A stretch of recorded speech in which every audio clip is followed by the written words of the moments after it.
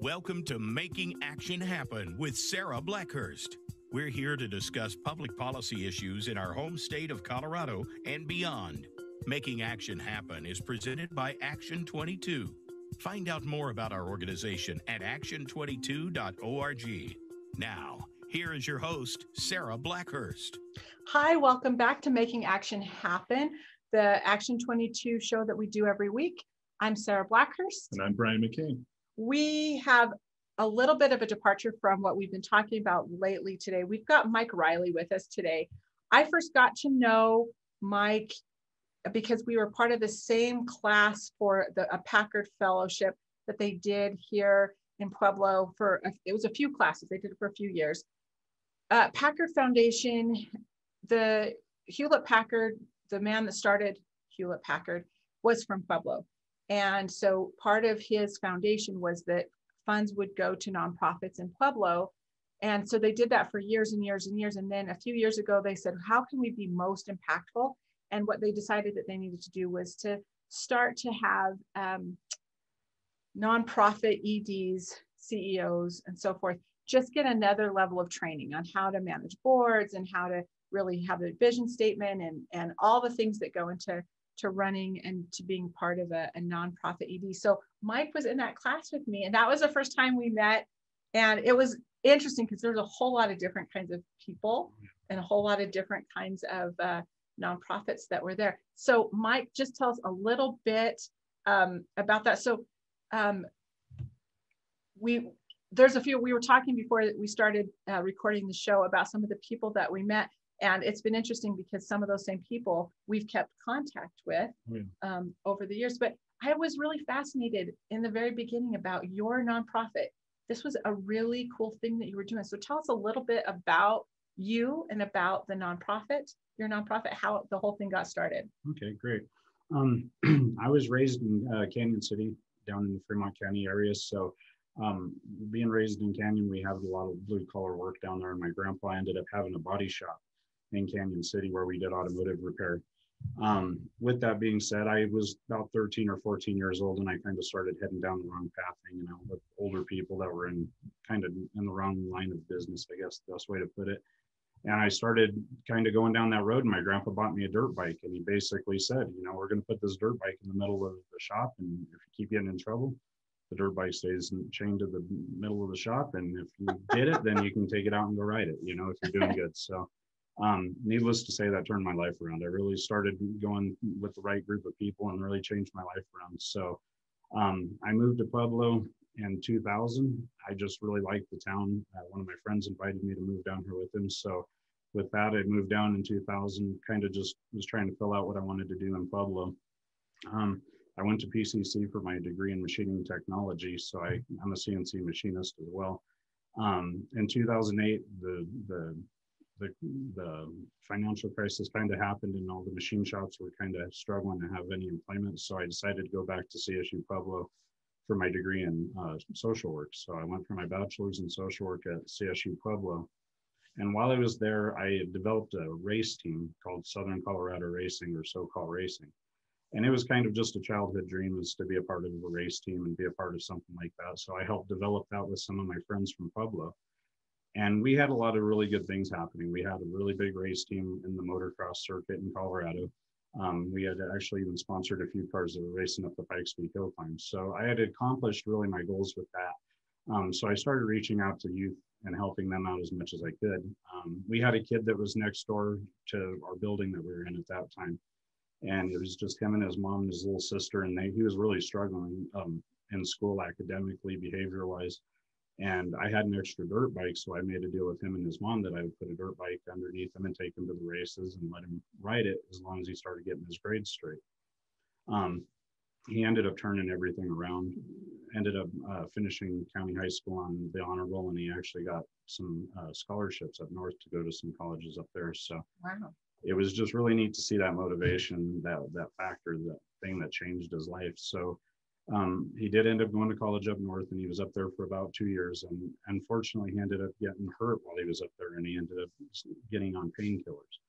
Oh, Well, boy. he ended up taking him out of school because of that, and he moved back to Pueblo. And unfortunately, that was when the opioid crisis was really running rampant in Pueblo, and he ended up falling into a heroin addiction on top of it. So uh, I worked with him as much as I possibly could after he had moved back, but he was just so distant from me. It was really frustrating because this kid was like my little brother when we were working together before. So unfortunately, he ended up passing away from an overdose, and that was just. Oh. I was sitting in one of my classes for my bachelor's degree, and it really just came to me that I really needed to turn this race team into a nonprofit. And I didn't even know what a 501c3 nonprofit was. I didn't even know how it even worked or anything, but I decided that I wanted to make a positive impact in Pueblo. And I knew that motorsports and racing were something that really kids don't get a lot of exposure to. So I wanted to bring that to Pueblo. I had a friend from, he was the executive director of the Jacob Center that's located in Fort Collins. And he was talking to me about what some of my ideas were and how I wanted to get used dirt bikes and teach kids how to ride and kind of give them goals to work on. And he told me, he goes, there's already a national program that does that already, and it's ran by Honda. So I was like, well, let me find out more about it. So I actually went up there after I graduated, the week after I graduated with my bachelor's degree. I went up there and spent a week with him just learning more about the Nippln program, and that's the National Youth Project Using Mini Bikes. It's based out of Boston, so it's been around since 1969, and it's got a really neat track record of really helping youth overcome some of their obstacles. But so after I had met with him, he had informed me that I had to have a nonprofit in order to get the program started. So I had started all my work to get the nonprofit established here in Pueblo.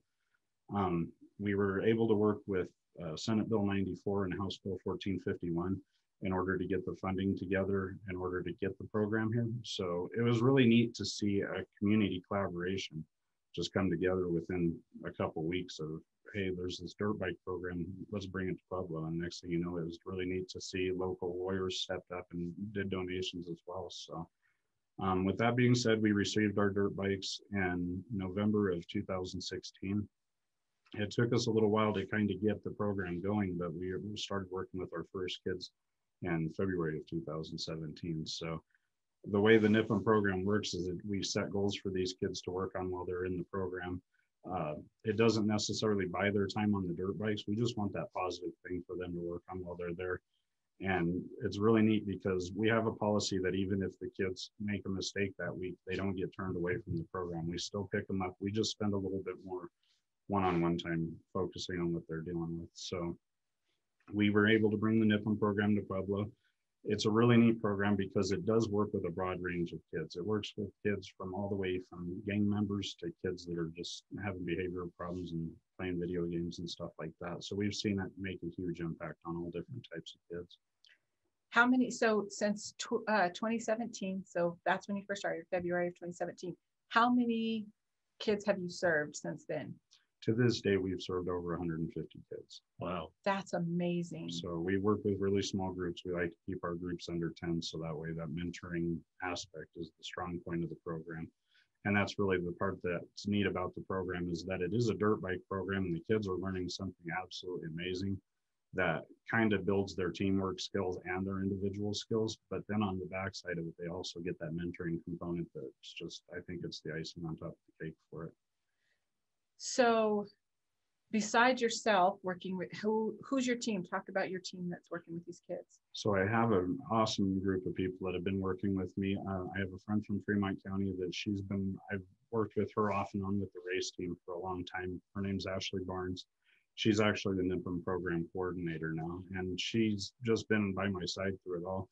She loves working with at-risk youth, and it just seems like it's a really good fit for her to be around the motorsports park and working with the youth. It just seems like she has that natural ability to connect, especially with the girls we work with. Oh, very good. What's the average age of the kids that you're seeing in this program? We work with kids from ages 10 to 18 years old, but I would say the majority of the kids are probably 13, 14 years old in that middle range. Is that when you bring them in, is that when you really start to see these lifestyle changes where it's kind of make or break them from that point on? Is that the key moment where you want to get in to this kid's life and help them out and kind of turn them around? Yeah, we like to meet them wherever they're at, even if they're having slight behaviors or anything like that, we want to meet them where they're at, and then kind of be able to build that, the coping skills and the life skills that they're missing, and then also trying to fix those communication paths with the parents and with them, so that way we can start fixing everything from the house and from their home. And that was my next part of the question was, when you're seeing these kids go through the program, are you seeing kind of a disconnect with their parents maybe? Is it their home life that's really affecting this? And then through the program, you can improve that with them and their parents and their home life. Absolutely. Their home life is where it all starts. Many of the youth we work with have broken homes or single parent homes that we work with. And it's really neat to see the parents come in and they're just kind of at their wits' end with the boy or the girl that we're working with. And even the youth is even kind of at their wits' end with everything. So it's kind of nice to be able to go, hey, there is hope that we can make it through this. And we've had parents come to me 2 weeks into the program and they're like, I don't know what you did. It's like you flipped a switch, because now he's doing all of his chores. He's trying to go to school. He's doing his things that he's expected to do. And I think one of the reasons why that works so well is because we hold the kids accountable to what their actions are. And I hold them on a more adult level.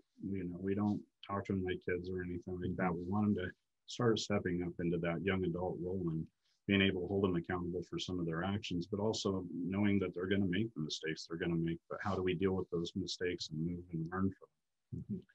How do the kids find you? Primarily, we get a lot of our referrals through probation and Department of Human Services, but here lately, we have been getting a lot of just word of mouth of just parents talking to each other. And, my son's having issues with this and this and that. And next thing you know, they come to us and we get them started in the program. One of the neat things about Nippln, the national organization requires that we don't turn kids away due to the cost of the program or anything like that. So that really gives me the freedom to be creative and thinking out of the box as far as how I can make it affordable for the families, and then also make sure that the kid gets everything that he needs. So that was the next thing I was going to ask you. How much does it cost, or how do you fund? How are you funded? Right now, we're primarily grant funded. We are working on getting some of the contracts back and kind of getting all that going. COVID really hit us hard. The Nippln program was actually shut down on a national level for almost 9 months. And really, that was our one and only program we had going. So it was pretty difficult to make it through COVID, but we're really looking forward to being able to get our contracts started back up, and then, doing fee for service and some special fundraising events.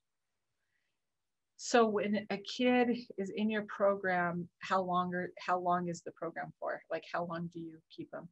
The main structure of the Nippln program is anywhere from 3 to 4 months, but I'm one of those people that once I make a connection with the youth, I don't want to lose that connection. So many of them have my email, many of them have my cell phone number, and they know that if there's something going on, a crisis in their life, and that even if it's 3 or 4 years down the road, I'll still be here, because I want to be that support for them however I possibly can.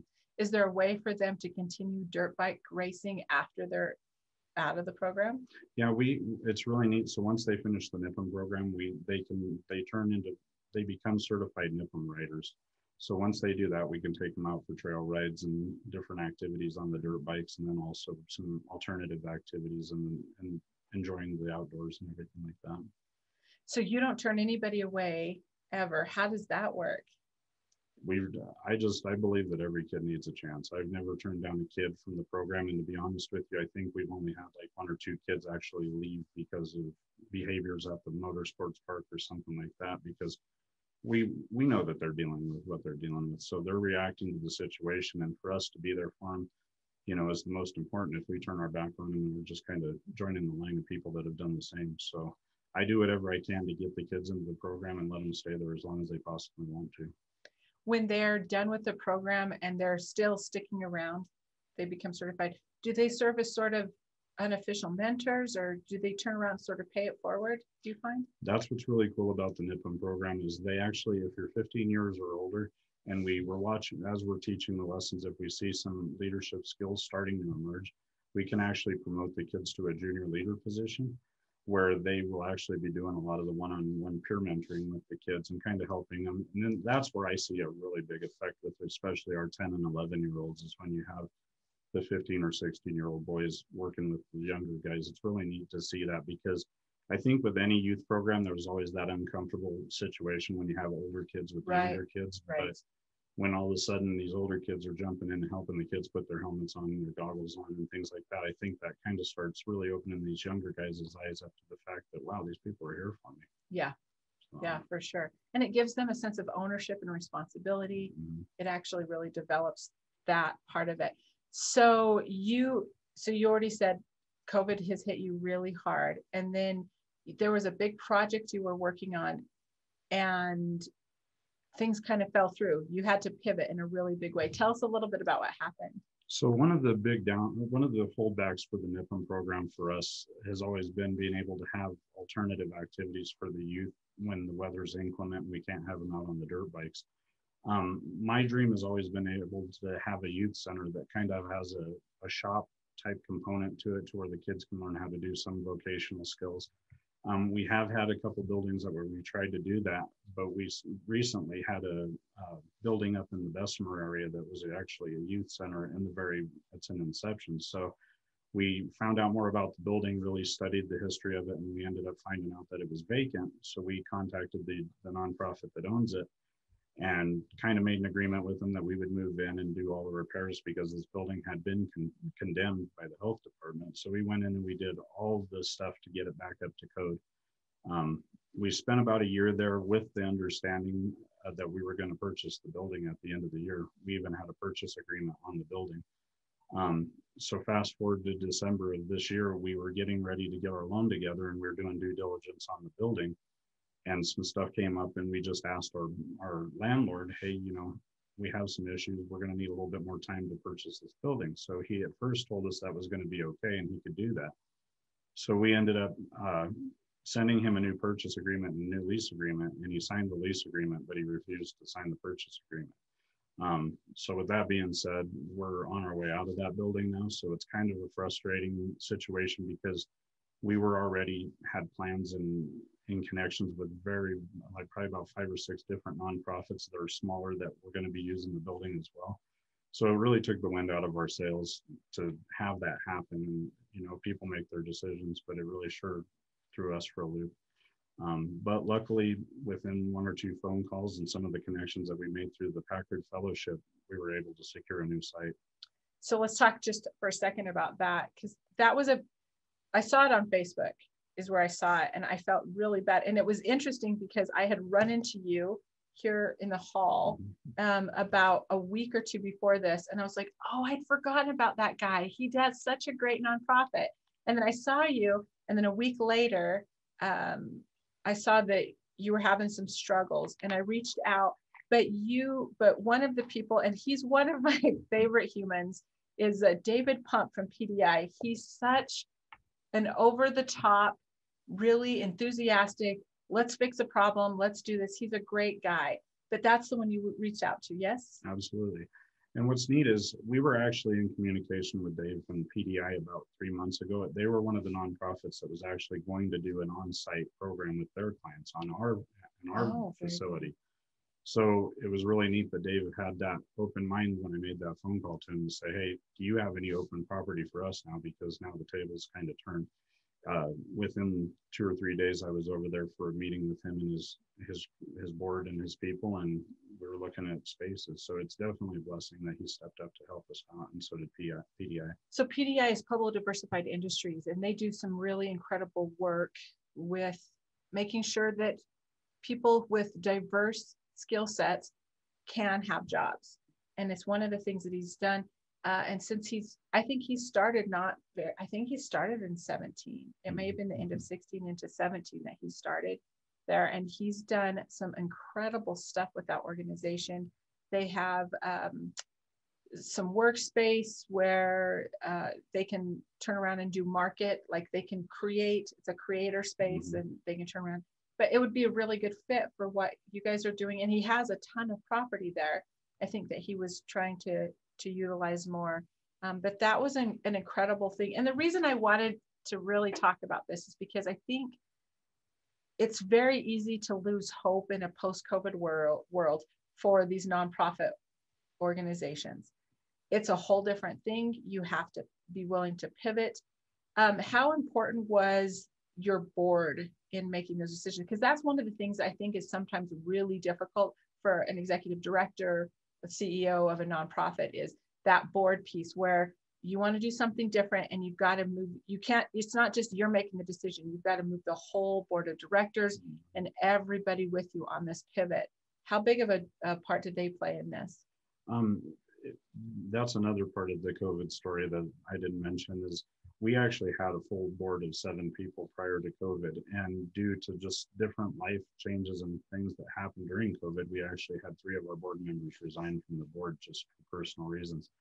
But we still have our core group of 4 people that have stuck beside me through thick and thin. So they've always given me the kind of the freedom to be able to make the decisions that need to be made with the nonprofit, because they know that I always hold the nonprofit in its best interest. You know, I don't do anything that would ever put it at jeopardy. So them being that support for me, and there was just times where it was a phone call like, hey Mike, you know why you're doing this, don't give up, you know, you remember that it's working with youth is the most important part, because I don't really mind the executive director position, but I love working with kids. That's my wheelhouse. That's what I love doing.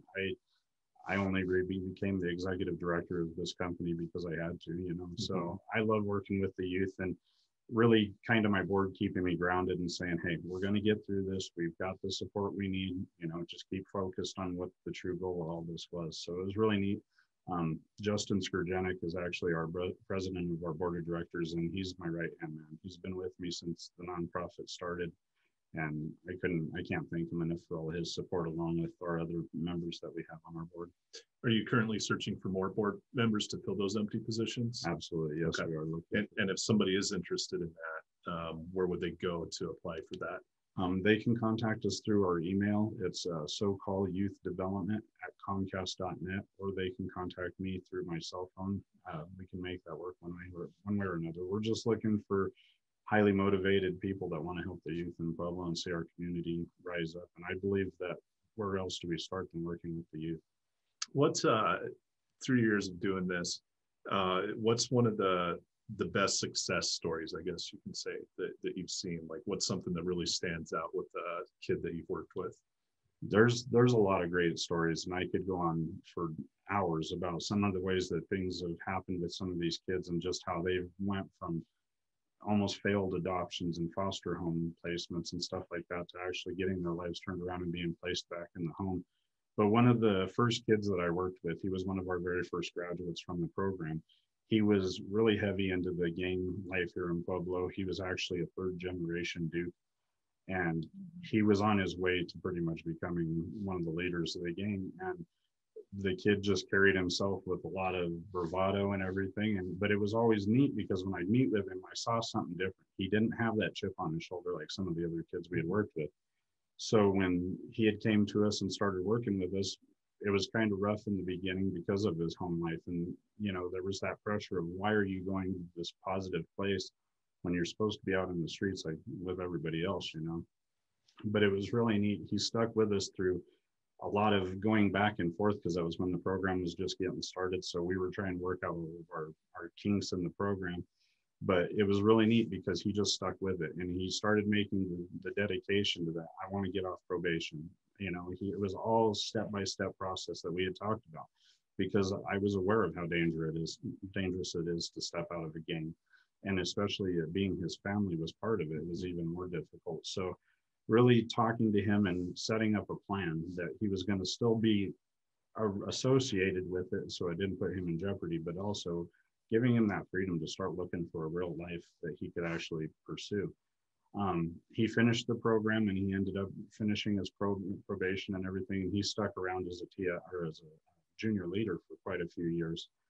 But it was probably about mid 2020. I got a phone call from him, and he's probably about 21 now. So we were talking, and he was like, hey man, I wanted to ask you if I could take you out to lunch. And I was like, well, you know how this works. I always take you guys out to lunch. You don't take me out to lunch. He's like, well, I have a really good job, and I want to take you out to lunch. So we went out to lunch. He informed me that he actually started working for one of the large construction companies here in Pueblo. And it was really neat because we have a connection with Karras Construction on a couple different levels.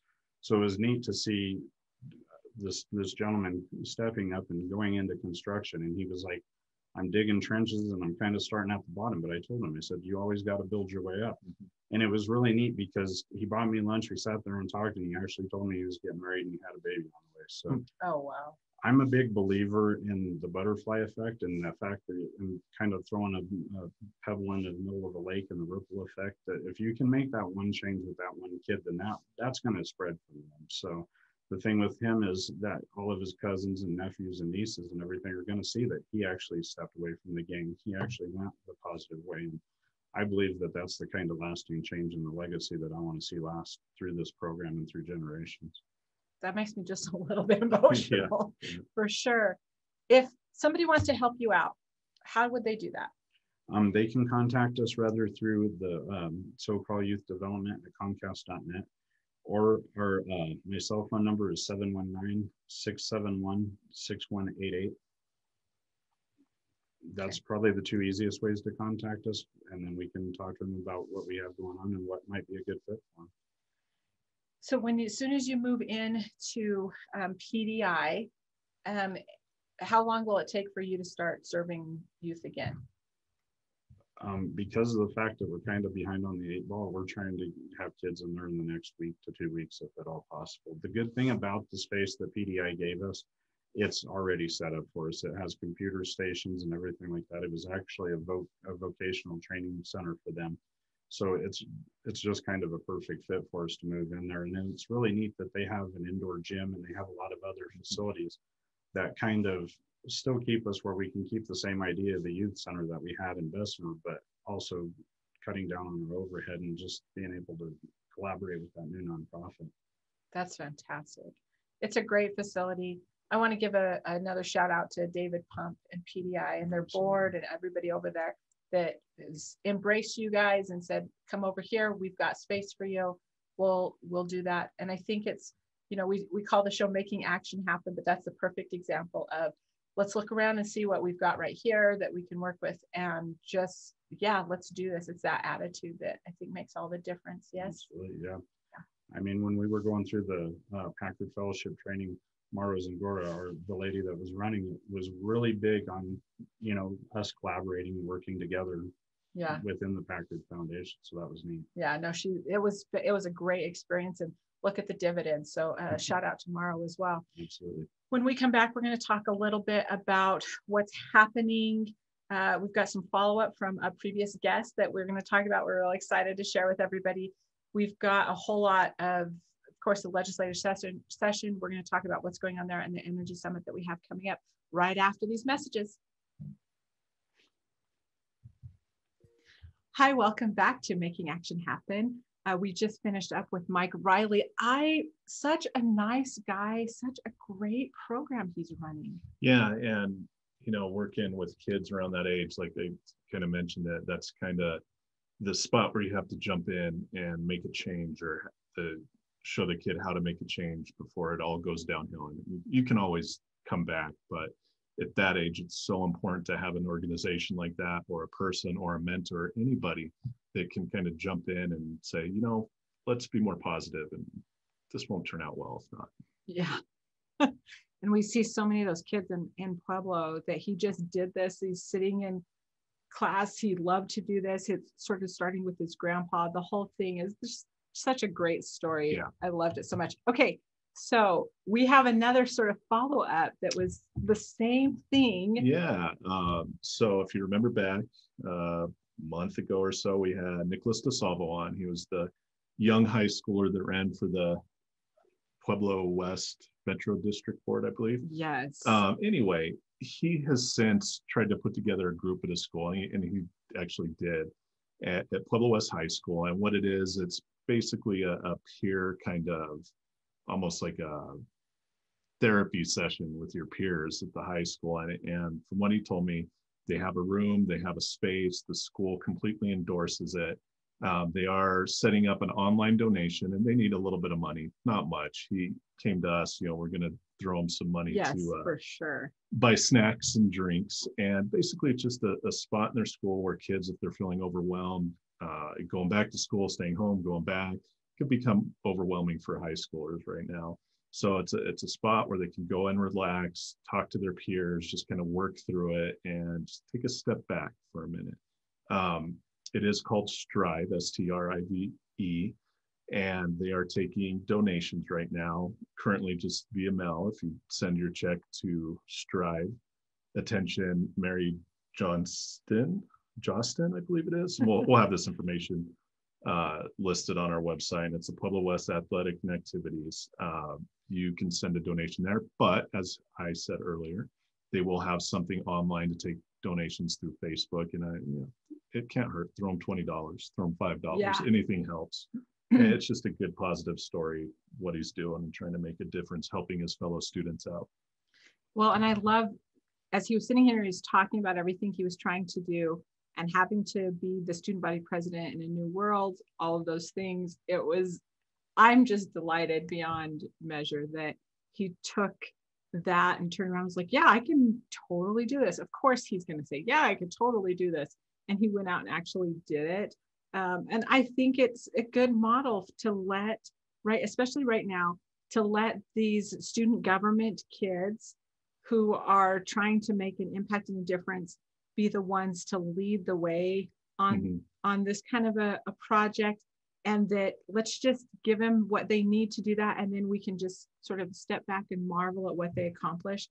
And because honestly, nobody really wants to talk to people who are really outside their peer group. And it just gives them a safe space. Yeah, I love it. I hate the term safe space, but that's what it is. I know. Space. I couldn't imagine going through high school right now. I have kids in every grade school, middle school, and high school. And it's so up and down. It's like, oh, I'm going to school 2 days this week. I'm going to school 4 days this week. I'm not going to school today. I am going to school today. And especially high school, that's kind of intimidating. Like, that messes with you. Yeah. And I see it at home, and I can't imagine what these kids are going through with that and just some of the pressures and stress of it. Well, especially when it's a time of your life where you're trying to figure out where you fit, who you are. And then it's so associated with the sport or the extracurricular activity that you do. And those are so up in the air right now. It's an awful, awful time. So a big shout out to Nicholas. Yeah. And just to show how much of an impact he's making on the community, just being Nicholas DeSalvo. I listened to Senator Garcia and Representative Escar's town hall the other night, and they had people writing questions and ask questions. And of course, Nicholas DeSalvo was right there asking questions with them. and I like that when I heard his name pop up. I'm like, oh, wow. So he really does care, and he's paying attention. He's doing good work. And let's make it the biggest fuss we can over him so that we can say, this is what this should look like. And he's so great. We loved him. If you haven't listened to that episode with him yet, basically he ran for the Pueblo West Metro District Board of Directors, which for our area is about this. It would be equivalent to running for city council. Yeah. 17 years old. 17 years old. Found out that you could run. You just had to register to vote, and you could actually, in Colorado, you register to vote when you turn 16, even though you can't vote until you're 18. And that was it. He checked everything out, and yep, he ran. And he was able to. Yeah, and he did it completely organically. Did not have a campaign coordinator. Did not fundraise. Just decided that's what he's going to do, and he lost by just a few hundred votes. It was so great. Good. It's one of the feel-good political stories of 2020. So we have had there's so much going on right now for the Action 22 area and for the state of Colorado. What have your phone calls been like this week? Well, a lot. I think people still think I work for a congressman, so I'm getting those phone calls still. Yelling at me about legislation. I'm like, I don't do this anymore. we're getting those, but on a state level, like I've said before, it's just like the shotgun approach. There's so many bills coming down, so much that's relevant, impacts the area. And I mean, the talk of everybody right now, at least that I've been talking to, is transportation, and how maybe the tax structure and revenue structure of transportation monies is going to change and impact the areas. And the other big one that is on everybody's mind right now is energy. That's I think that's the biggest one, and there's a few other smaller ones, but those are the two that I hear about the most. So I'll say on the energy side, my brain feels a little bit broken. Like it's just my brains are sort of coming out my ears or something right now, because there's a whole lot. So I got a call from Gil Romero this morning. He is a lobbyist. He has a couple of energy clients. He's a Pueblo guy. He lives he's mostly in Denver. He's got a place here. He's got a place in Denver. So he's back and forth a lot. But he called me this morning and he said, the talk of the town right now is this energy summit you're putting on. Yes. Which is why we're having the energy summit right now. Yes. Because we knew this was coming. Everybody knew this was coming, for good and bad. And so we needed to put the summit together because we really need to hear how this is going to impact, and what's going to change and what's going to happen. So I've been meeting with all the Action 22 members who are energy producers or operate in the energy arena. And like I said, my brain feels a little bit broken. I don't know what's going to be the most impactful thing to talk about because there's literally so much. But top of mind are terms that they're brand new terms. That's one of the things that's difficult. So the discussion we had yesterday is beneficial electrification. So we're going to be talking about beneficial electrification. Part of the problem is, what exactly is beneficial electrification? But there's this, there's these terms that are assigned to ideas or plans or any of those really great concepts that we're talking about. And then what's the impact of that? And then we've developed these 3 questions to try to help me and you analyze what actually the impact of whatever legislation is being introduced would have. And it starts with, and we really got these questions, these root questions, from those energy people, the energy professionals, I'll call them. But it's, how does this benefit the consumer? How does this help our economy? How does this provide for infrastructure? How does this, and is there anybody that's hurt, or if they are, to what degree? Well, I think the question that I would like to ask, and I think the most important question of it is, as a consumer of energy, is my electric bill going to go up? Is my gas bill going to go up? And how much? As if I was a small business owner, I would be asking the same thing. Is this going to increase my costs, and by how much? And that's what we need an answer for. Like, when it comes down to it, like, that's what we need to, like, look at all this legislation, sit at the table and be like, I get it, this affects this company in one way, or whatever, the energy people this way, that way, the other thing. But the important question is just your average Joe, is my bill going to go up, and how much? But I think the problem that we're looking at right now, or maybe the angst that goes along with this, is that I think some of the proposals, some of the ideas that are being put forward are very much about, this is an environmental issue. Yes, it is. And it's an environmental issue. So how do you make those 2 things match up? Again, I think right now that everybody is concerned about the environment. We're not saying, the average person isn't going to say, like, strip mine the site of Pueblo so I have cheaper energy. That's not right. The thought process. Everybody is concerned. But again, and I've said it repeatedly over the past year and on the show and everywhere, it's like, with COVID, you have people that are unemployed or underemployed. You don't have a lot of money.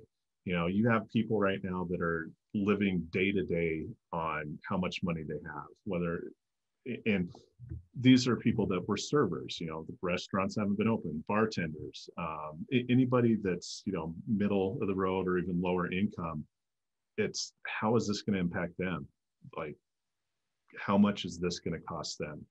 And if we don't, and again, I think that Senator Bennett, when he was on the show, really said it, is if we don't put that into the consideration on environmental and energy legislation, it's not going to be successful. If you don't think, how is this affecting consumers? There's no way that that is going to be, because then when the pendulum swings back the other way, they're just going to take everything, all the work apart. We've got to find that middle ground on that. Yeah. And, I'm all for taking care of the environment and, transitioning to a, more of a renewable energy infrastructure. But again, like, that's all good. And there's some people that believe, I think, that we should just do this regardless of the consequences because we have to do it. And that's the wrong way to approach this. I've talked to some people that's like, I will make everybody have a blackout if I had my choice and not have energy and higher costing energy or higher costing gas if it saves, a polar bear or something. And I'm not saying that's a bad, that's a noble cause to fight for. But again, we're talking about people's lives. And right now, people don't have a lot. Well, they don't have a lot, and they don't know what the future is going to hold. And they don't know. Well, it also creates uncertainty. As we're having these discussions about how this impacts the region, there's still that uncertainty because nobody has seen or knows what's actually going to happen. And again, these are bills that are being introduced, and there's still more that are going to be introduced. And again, it causes that uncertainty, and that's scary for a lot of people. So they are going to freak out. I mean, I'm freaking out, but. Well, no, but I don't think it's and especially with you, it's not an unfounded worry. It's not something you're just sitting around and making up things to be worried about. It's genuinely, if we were to do this today, this is what how this is going to impact us. Yeah. If this is, and it's literally, if we don't do that, there's going to be people who literally will not be able to afford to heat their homes in the winter, or the decisions that they're going to make. But if we take the time to let all of this catch up with, there's some great opportunities here too, I guess is what I'm saying. So if we give that technology an opportunity to catch up, if we say what we're going to do is we're going to invest in A, B, C, D, so that when we do this, it will actually expand the economy. It'll create jobs. It will keep everybody able to heat their homes or heat the water or whatever it is that they're trying to do. Which you have to hear that too. And that has to be said, because going away from just the average person and their energy costs, we're seeing a huge push specifically here in Southern Colorado and Pueblo and the entire region. In fact, we are we're a huge part of that push to bring in business, to bring in more industry, to bring in more companies. And they have to look at it. If a company is looking to relocate, or a manufacturing plant or anything like that, or a business, they're going to look at that whole thing. They're going to be, okay, so if I move to Colorado, what are my operating costs? And with manufacturing, energy bills are insanely high. You're talking, millions. Like, 1% of an increase in, say, electrical power, that can cost $20 million a year. So if you have that uncertainty where it may go up, they don't know, we're still trying to figure it out. And right now, as all these companies are kind of looking to relocate, looking to find somewhere cheaper to operate, they can look at our area and say, I know in Wyoming, if we go there, I know what our energy costs are going to be in 10 years. If we go to the San Luis Valley or Pueblo or somewhere in Colorado, it's like, it does look good and it is cheaper, but we don't know what's going to happen 2 years from now for the energy cost. So it might be safer just to go somewhere else at this point. And that's why you can't have that uncertainty when you talk about this. You have to have a clearly defined plan going forward and how that's going to impact everybody. But that's the tightrope, right? It's nobody can actually predict the future. Nobody predicted this. I mean, there was people that predicted, that we were going to have a pandemic, but nobody predicted it was going to be like this. And so that's the tightrope where you put put the structure, the infrastructure into place, but also give there enough leeway to make sure it works. A great example is storage, right? Battery. How are they going to attack storage? And they don't know. So now everybody's, there's a lot of movement to try to lock in some of those decision-making processes when maybe that's not the right thing to do right this minute, and consider that. But that uncertainty that's being bred is wanting people to lock in some decisions that could be very fluid in the next 6 months to 3 years. So that's one of the things. Speaking of fluidity, we had a really great discussion about redistricting, and we've been talking about it for a little bit. We had a really great conversation with redistricting and what that's going to look like. So far, there's a commission being put together, and then they're going to start making some decisions here pretty quickly on that. So we looked at maps yesterday and some ideas. I thought it was interesting. It was interesting to watch you sort of process this in your brain, because you have a very 30,000 foot view of this. Yeah. One map that we did see, and we're going to have the people on the show, I think, in 2 weeks, 3 weeks, they're going to come in and talk more about it. And we'll have a better idea what the commission's going to look like. I think right now they have 6 already selected, but there's going to be more. From the maps we were looking at, the interesting one was rural versus metro. So it's like 78% of the state of Colorado is considered rural right now. And the most interesting map, and probably what I believe we're going to see with the redistricting, is 2 completely rural districts. So you would basically have Eastern Colorado and Western Colorado. Right now, the 3rd congressional district, goes all the way down the west slope and then over to Pueblo, a little bit south, covers the valley.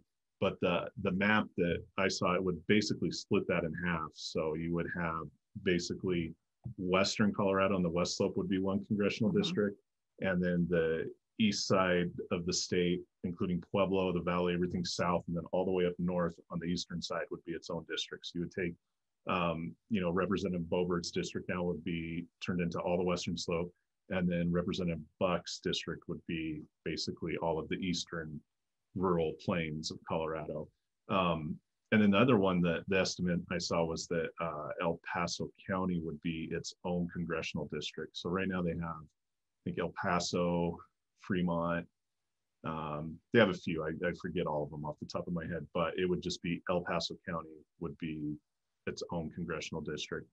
But then all the other ones, so we're going to gain another seat. So we'll have 8 total. So you have these 3, 2 rural, basically Colorado Springs, and then everything else would just be around Denver, and you would see, 5 congressional districts in the small, tiny little area of the Denver area.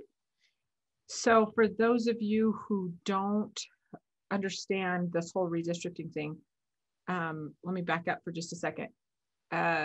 When they do the census every 10 years, they look at the numbers, and then they base the congressional district, the congressional voting districts on those numbers. Yes. And so then this committee, we passed Y and Z a couple of years ago, and it was basically to stop gerrymandering. So explain gerrymandering for a second. You make a voting district, whether it's congressional or city council, to fit a certain political view. So I've seen districts, in Chicago that are the state districts, where you'll have, one street, and then it goes around here, and there's like a box, and then another street that goes down here. So they gerrymander districts in areas that would be like pick and choose pieces of a town.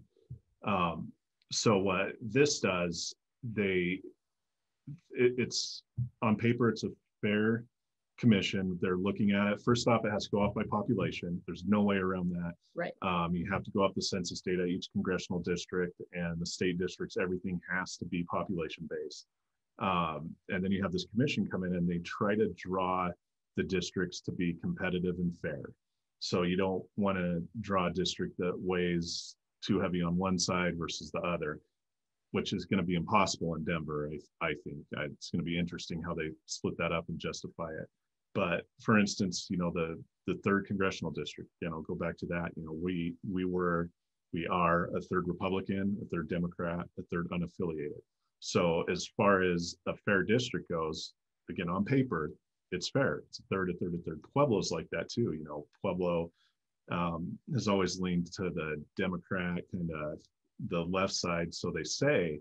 But as we've seen in recent elections, they're voting for Republicans versus Democrats when it comes to presidential stuff or Senate and House stuff. But Pueblo's actually pretty fair too, I think. It's just a different way of thinking here. So when they redistrict this, they really want to look at what's fair, what represents everybody across the board politically. Well, and the unaffiliated have an equal seating on this commission. That's for really the first time they do. And that goes back to the legislation that passed that allows unaffiliated people to vote in a primary election. Because up until recently, it was, if there's a primary, you can only vote in the Republican primary. If it's a Democrat, you can only vote in the Democrat primary. What you saw in places like Pueblo, people would change their parties to vote in primaries because we would only have Democrats run for local office. So then everybody registered as Democrat, which is kind of like gaming the system a little bit when you look at it, because they'll say, oh, look, you have all these registered R's or registered D's in there. But in reality, they registered to vote in primaries. Now, if you're unaffiliated, you could pick one or the other. So if you're an unaffiliated voter, you get two ballots. You can either vote Republican or Democrat in the primary. It gives a tremendous amount of power, yes, like you said, for the first time to unaffiliated voters. So we're going to be talking a lot more about this as we go. I think you and I know what we like the map to look like. Mm-hmm. We're going to have lots of conversations. We're going to be helping these guys have conversations, but what we just really want in the end is it to be fair, based on the population, and not based on, let's take a little piece out of here and let's take a little piece out of here, and that way we have a Republican or Democrat guaranteed on that. I think it also has to be fair to the people that live in the district. If Pueblo was in, or a better example would be like Saguache and El Paso County shouldn't be, they have different values in Colorado Springs than they do in, say, Trinidad. And not saying good or bad, just it's just a different way of looking at things. As you have to look at that. You don't want Pueblo in the same district as like Douglas County, maybe, because we think different. It's different. So it's better representation. With that being said, again, please email us at show@action22.org for any question, comments, concerns. If you want to join, sign up, interested in that, hit me up there. If there's something specifically you want us to talk about, look for our emails and a little more information on the Energy Summit that will be happening on March 12th. You'll be able to catch that. We're going to stream that live on all of our social media, and you can check out that. But let us know what you think about any of these things, and we'll be happy to talk about them. Join us next week for Making Action Happen. We're going to have we're going to be talking a little bit about education next week, so we'll talk about that. So we'll see you then.